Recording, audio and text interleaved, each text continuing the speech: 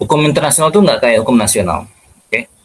Jadi di mana di sini ada negara, lalu di sini ada rakyat gitu.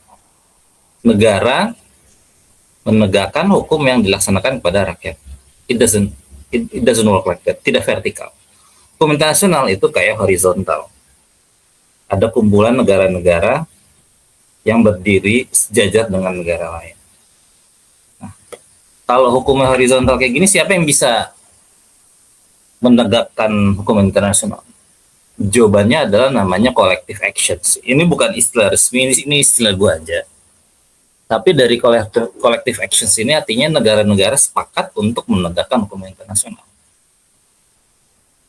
So, para negara-negara ini sepakat untuk menyepakati satu rangkaian dari customary law, hukum kebiasaan yang kemudian dikitabkan dalam hukum internasional dan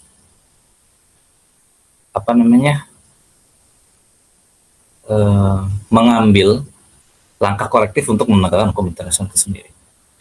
Nah, kadang-kadang ada namanya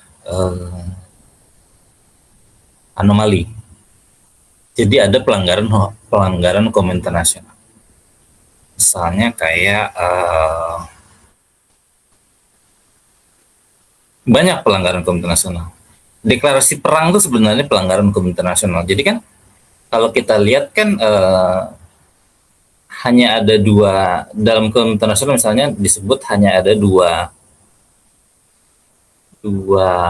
momen di mana kita bisa menggunakan aksi militer. Di mana sebuah negara bisa menggunakan aksi militer. Satu, diizinkan oleh pasal 5 UN Charter, atau misalnya dalam kasus self defense. Jadi mendeklarasikan perang itu pasti melanggar hukum internasional. In any case.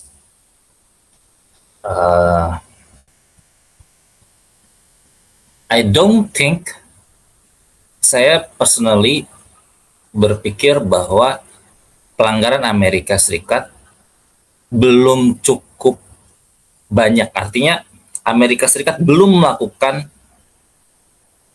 satu aksi yang diulang-ulang sehingga membuat hukum internasional itu bisa dikatakan pecah dalam kasus ini.